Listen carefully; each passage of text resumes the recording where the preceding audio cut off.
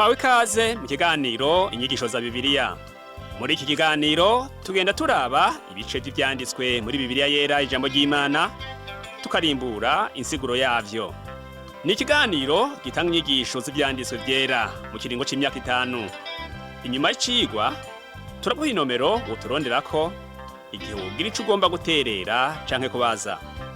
Kaze twumvirize kandi twigishwe. Nshuti nawe mugenzi uri kurumviriza kino cigwa c'inyigisho za Bibiliya, ndakuramukije amahoro y'Umwami wacu Yesu Kristo abane nawe. Uri kumwe kandi na Pastor Samuel Nsabimbona sanzwe ndakigushikiriza. Mu cigwa giheruka twasezeranye duhejeje kumva inkuru z'umugore w'umunyamahangakazi yisabiye kugirirwa ubuntu bwo gukirizwa umwana wiwe, aho yari yafashwe na dayimoni. Kubera ukwizera n'ukwihangana kwiwe, yahavuye atahana umugisha yariko ararondera. Uyu munsi turabona ico yahakuye, hanyuma turabe n'ibindi bitangaza Yesu yashishikaye gukora. Dutangure n'ivya wa munyakananikazi, turabe umurongo wa 28 wo muri bwa butumwa bwiza uko bwanditswe na Matayo mu gihimba ca 15. Havuga ngo, buno Yesu aramwishura ati, ewe mukenyezi, ukwizera kwawe ni kwinshi, bikubere nk'uko ugomba. Umukobwa wiwe acakira uwo mwanya. Mu vy'ukuri Yesu yatangajwe n'ukwizera k'uwo mugore w'umunyamahangakazi. Yari yavuze ati, nimuze kuri jewe mwese abananiwe n'abaremerewe ndabaruhura. Ico nico yaciye akora, ico nico uwo munyakananikazi yaciye akora.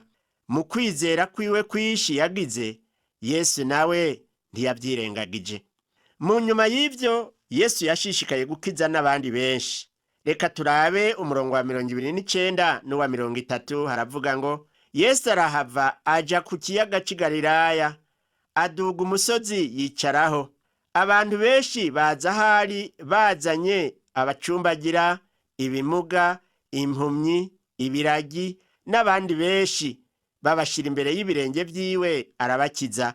N'ubu turashishikara kubona yuko Yesu yakijije abantu benshi cane. Ku murongo wa 31 haravuga ngo, bituma ishengero ritangara ribonye ibiragi bivuga, ibimuga bikomera, abacumbagira bagenda neza n'impumyi zibona, bahimbaza Imana y'Abisirayeli. Twongere turabe ubu naho ingene Yesu yahagije abantu 4,000. Ico gitangaza womengo cari ico gusubiramwo no kwigana icari kimaze gukorwa co guhaza abantu 5,000. Umurongo wa 32 uravuga ngo, Yesu ahamagara abigishwa biwe ati, ishengero rinteye akagongwe, kuko uyu munsi ari umunsi ugira gatatu turi kumwe, none ntibagira ico barya. Ariko si ngomba kubasezera bashonje, ntibagwira isari mu nzira. Hano rero turabona yuko abantu bateye akagongwe Yesu. Ku murongo wa 33 haravuga ngo, abigishwa baramubaza bati, twokura hehe muri ubu bugaragwa imitsima ingana ityo yo guhazira ishengero ringana gutyo? N'ubu turabe neza tuhakure ikindi cigwa. Iki gitangaza wohavugira ngo ni ukwigana icambere nk'uko twari tumaze kubivuga. Umenga nta kintu gishasha kirimwo corushirizaho kutwereka ububasha bwa Yesu Kristo. Aho tugeze rero womenga ibivugwa biguma vyerekana gushiburwa kwa Yesu. Iki ni gitangaza cerekana ukuntu abigishwa ba Yesu batanyaruka kwiga no gutahura.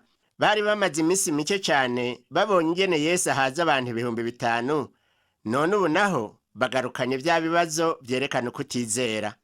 Ngo muri buno bugaragwa, muri kano karere, twokura hehe imitsima ingana gutyo yo guhazira ishengero ryose? Kuva ku murongo wa 34 kugeza kwa 36 haravuga ngo, Yesu arababaza ati, mufise imitsima ingahe? Nabo bati n'indwi n'udufi dukeya. Abarira ishengero ngo ryicare hasi. Yakira ya mitsima ndwi na zafi arabimanyagura, abihereza abigishwa biwe babigaburira ishengero. Aho rero yongeye kugaburira isinzi ry'abantu. Hano turabona yuko abigishwa batari bwige ngo batahure neza ibya Yesu. Mwene data uri kurumviriza kino cigwa c'inyigisho za Bibiliya, ukutizera ni icaha gikomeye. Mw'ikete Pawulo yandikiye Abaroma mu gihimba ca 14 umurongo wa 23 haravuga ngo ikitava ku kwizera ni icaha. Mw'ikete ryandikiwe Abaheburayo naryo mu gihimba ca 12 umurongo wa mbere duhabwa itegeko ngo twiyambure ibituremera byose n'icaha gikunda kutwizingirako vuba. Mbega ivyo bituremera vyoba ari biki? Nibaza ko ari ukutizera. Ukutizera ni icaha. Nanje ndifuza ko noshobozwa kurushiriza kumwizera. Ndibaza ko nawe nshuti yanje izo ngorane zo kutagira ukwizera gukwiye wowe uzifise. Yesu rero yagabura ishengero rinini. Turabe ku murongo wa 37 n'uwa 38 uko vyagenze. Havuga ngo bararya bose barahaga, begeranya ibimanyu bisigaye vyuzura ibiseke indwi. Abariye barabagabo 4,000, abagore n'abana badaharuwemwo. Aha duca tubona ko barabagabo 4,000 ngaca nshirako n'abagore n'abana. Nukuvuga yuko abantu bari bazananye n'imiryango yabo. Tugereranije yuko igitigiri c'abagabo coba cangana n'ic'abagore, kikongerako n'ikingana n'ic'abana bari bahari, twoca tugereranya ko ishengero ryari nk'ibihumbi 12. Ariko naha nibaza ko bashobora kuba bararenga, kuko kenshi abana n'abakenyezi bakunda kwitabira ibirori canke inyigisho. Ku murongo wa 39 havuga ngo asezera ishengero atambukira mu bwato aja mu gihugu c'i Magadoni. Ivyo biri mu murongo w'igikorwa gikomeye Yesu yategerezwa gukorera i Galilaya. Aha i Magadoni ni ku nkombe y'ikiyaga c'i Galilaya, kandi uyu munsi harasambutse hahindutse imisaka gusa. Iki gihimba kiratwereka ko n'abigishwa ba Yesu bari bafise ukwizera kutuzuye. Byarabagora cyane kwiga no gutahura ibyo Yesu avuga. Uko kwizera kuke kwasubiza inyuma igikorwa ca Yesu, kandi n'ubu munsi kuragisubiza inyuma mu mpande nyinshi no mu bikorwa by'abantu benshi. Amaze rero kuvavanura n'abakuru b'idini n'abigishwa biwe, byarabagoye kugendera mu murongo umwe na Yesu Kristo. Amaze kuvavanura n'abo bakuru b'idini, abo bigishwa ba Yesu Kristo ntiborohewe gutahura no gufata igihe.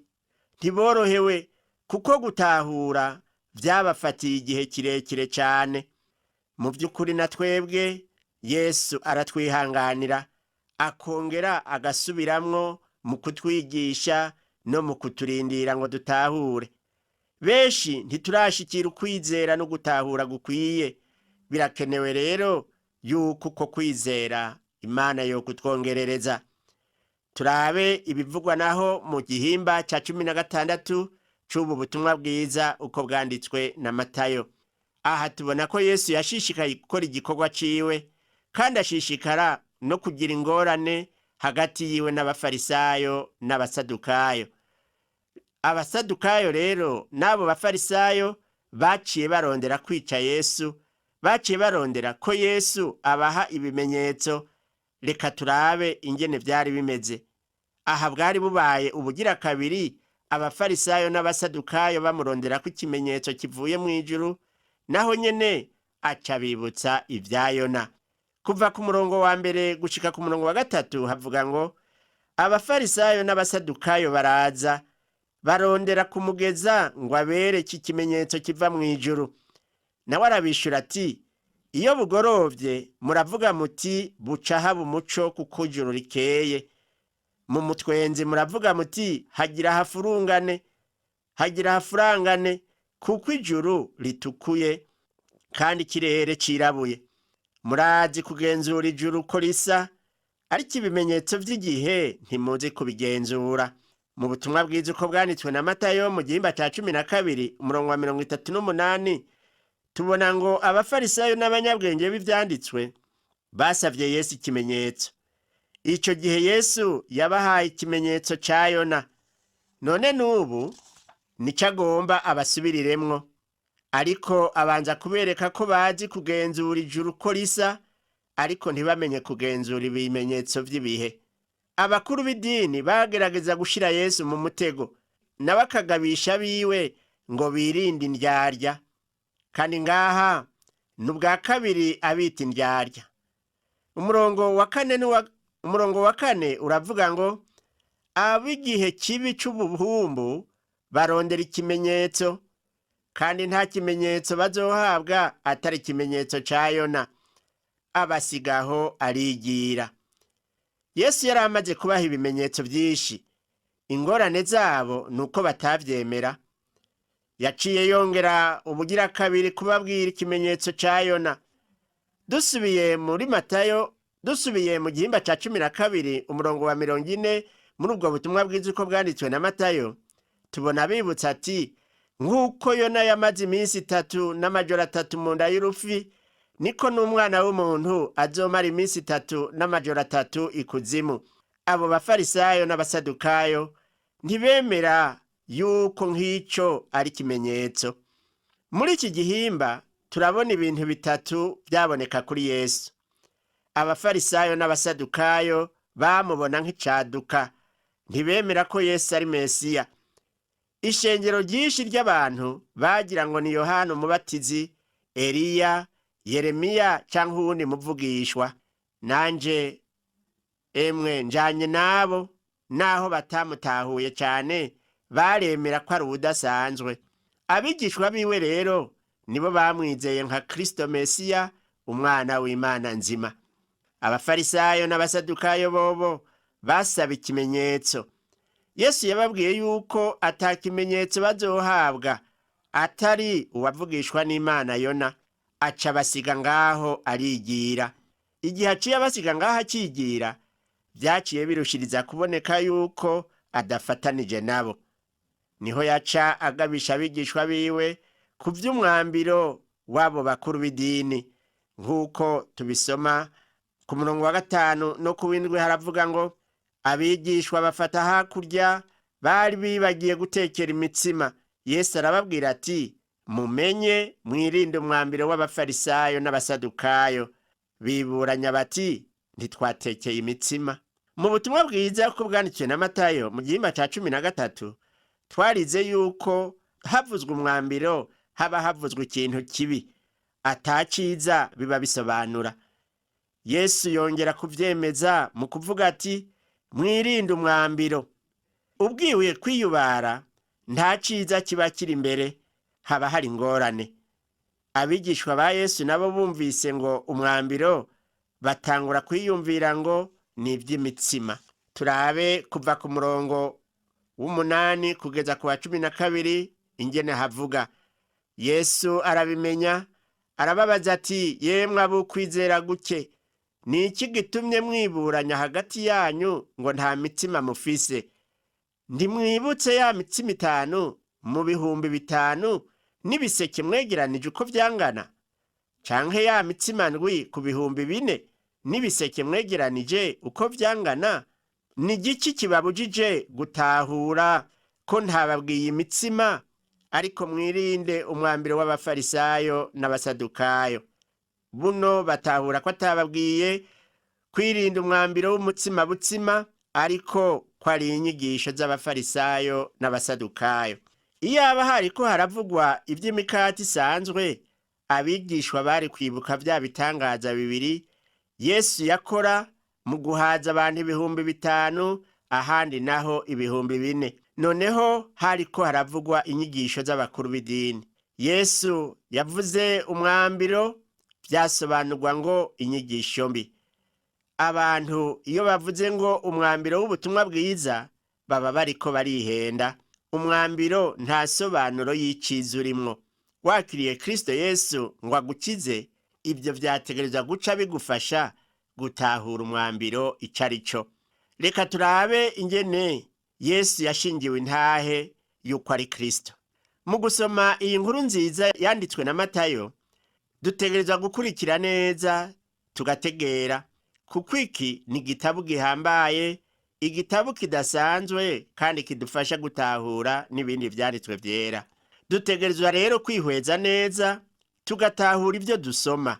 Dusomye nko ku murongo wa 13 haravuga ngo Yesu aja mu misozi iherereye i Kayisariya mu bwa Filipo, abaza abigishwa biwe ati, abantu bagira ngo umwana w'umuntu ndinde? Uravye ku ikarata urabona ko intara za Kayisariya ari zitatu. Kayisariya yo mu bwa Filipo iri mu buraruko bw'ikiyaga. Yesu rero yari yiteguriye gutangura urugendo aje i Yerusalemu, aho yahavuye aja ku musaraba.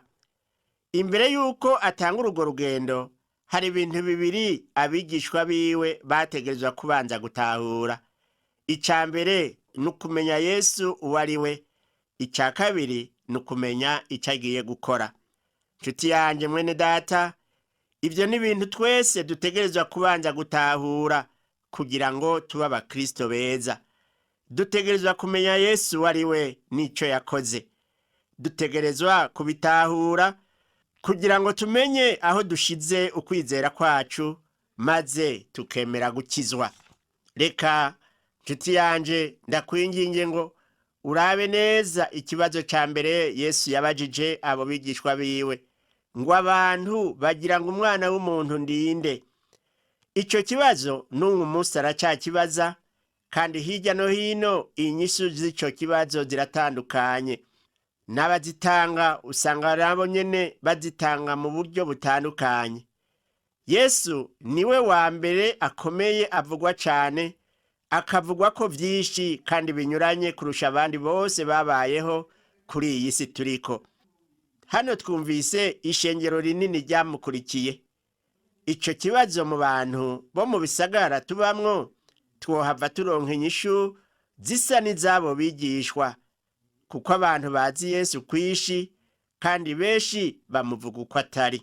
Ku murongo wa 14 haravuga ngo nabo bati, bamwe bagira ngo uri Yohana umubatizi, abandi ngo uri Eliya, abandi ngo uri Yeremiya canke umwe mu bavugishwa n'Imana.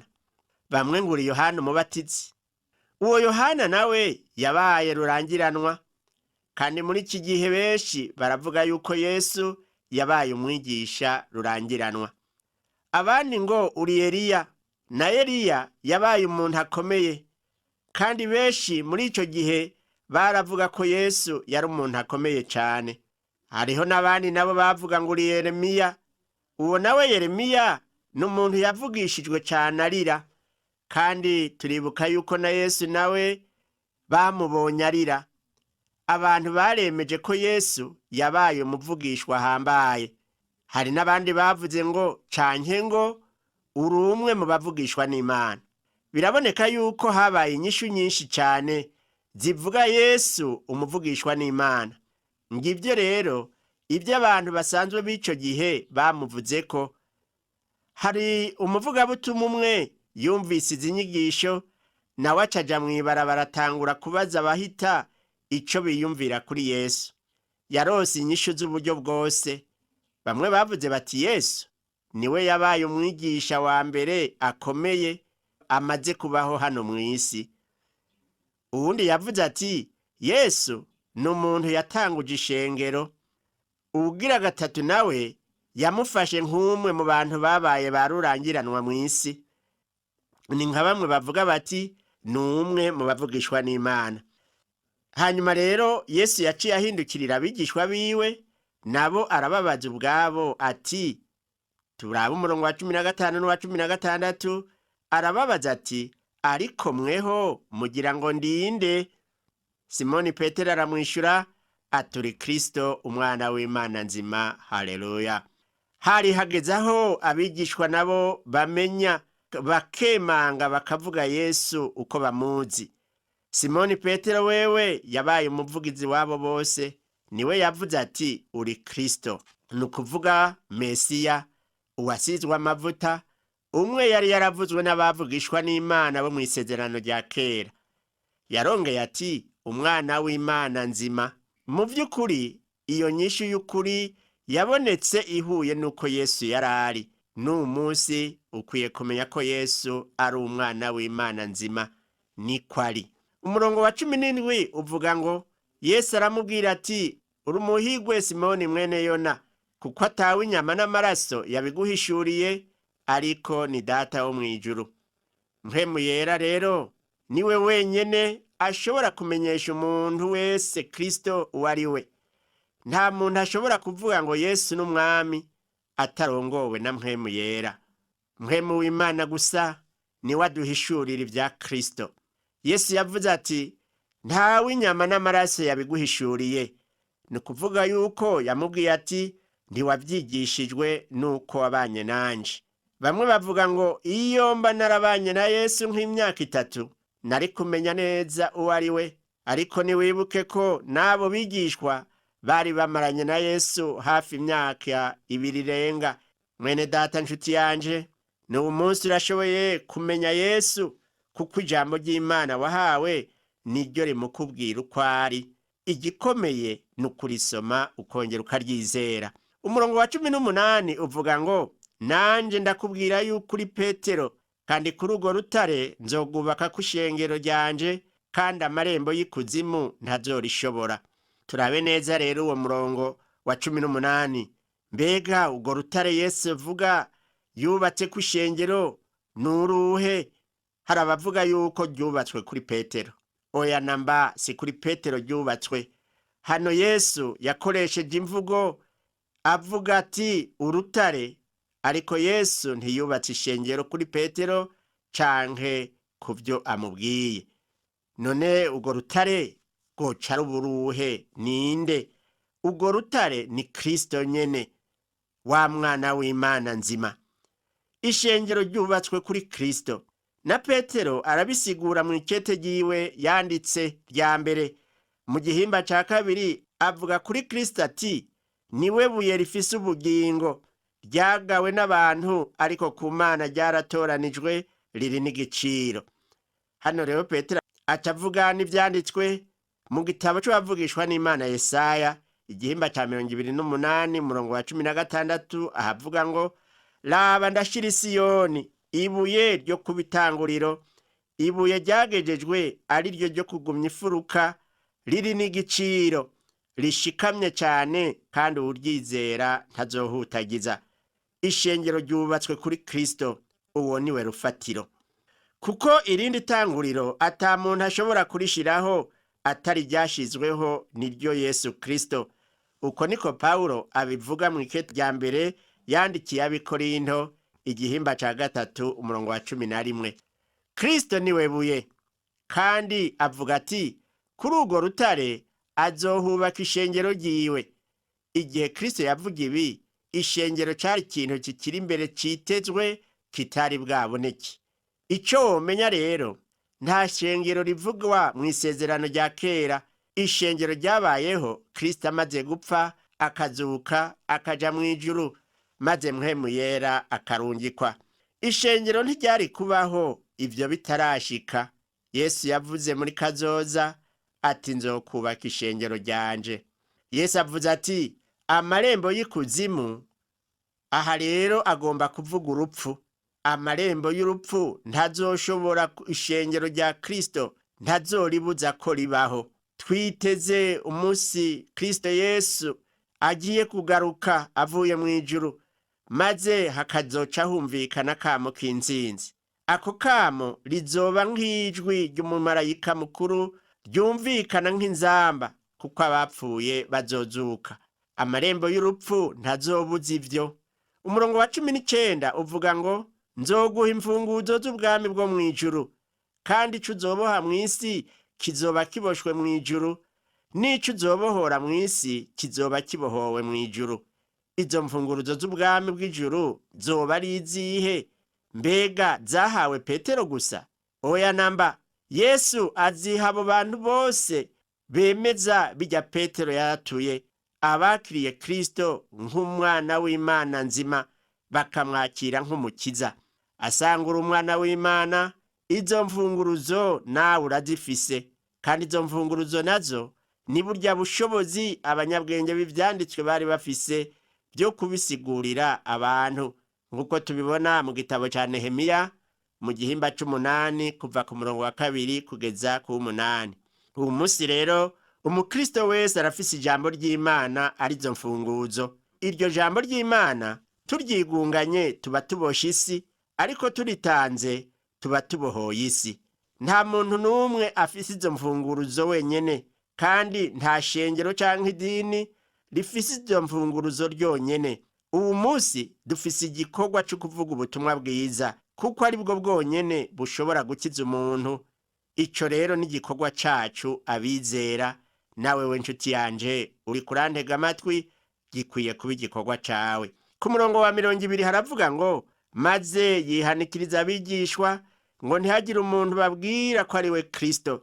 Yesu yasavye ngo ntibabivuge, kuko kumenya uwo ari we vyonyene gusa ntivyogukiza.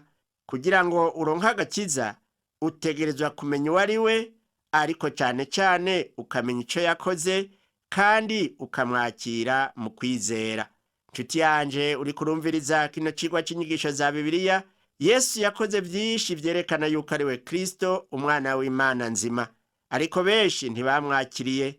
Mugabo rero Imana ihabwa icubahiro kubagiriwe ubuntu bakamwakira, kuko bahawe ububasha bwo gucika abana b'Imana. Kandi n'uyu munsi aracari ngaho kugira ngo umwakiriye wese ahinduke umwana w'Imana. Ukwiye rero kuvyumva uyu munsi, ugafata iyo ngingo yo kumwakira nk'umwami n'umukiza w'ubugingo bwawe, akakugira umwana w'Imana. Dusenge. Mana yacu, turagukengurukiye cyane kuri Yesu Kristo, umwana wawe, kandi yabaye umukiza w'abari mu isi. Ndagushimiye yuko ico gikorwa cyo gukiza no bakigikora. Ndasengeye umuntu yari karakurikirana iki cigwa, akaba yumva agomba kwakira uwo Yesu. Nubimushoboze, umuhanagure mu gitabo cy'abo gutsindwa n'urubanza, umushire mu gitabo cy'abana b'Imana. Ndabisabye mu izina rya Yesu Kristo umwami wacu. Amen. Cigwa cacu cuno munsi igaruke ngaha, naho ubutaha umwami Yesu aguhezagire.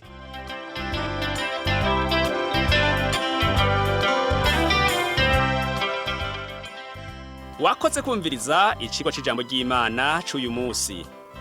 Ushobora kumviriza n'ibindi biganiro by'inyigisho za Bibiliya, canke ukabikwega kuri uru rubuga rwa interinete rukurikira: http utuburungu tubiri uturongo tubiri duhengetse ttb akaburungu twr.org. Ushobora kumviriza ikiganiro cyo muri indwi, canke ugafyonda ahanditswe ngo rondera ukurikije itariki, kugira ngo wumvirize ikiganiro camaze kurengana. Ushobora no gufyonda ahanditswe ngo rondera ukurikije ivyanditswe, kugira ngo wumve ibiri muri ico gice cy'ivyanditswe vyera ugomba. Ufise ico wunganira canke ubaza, twandikire. Email ni twr@gmail.com. Ushobora kandi kudusanga kuri Facebook yitwa TWR Burundi. Ushobora no kutwakura kuri telefone yo mu biro. Inomero ni 22 24 26 57 mu masaha y'akazi. Canke kuri telefone ngendanwa, inomero ni 69 67 12 77 79 74 19 93. Udusanga kandi kuri Whatsapp, nimero ni 79 38 71 99. Yesu aguhezagire.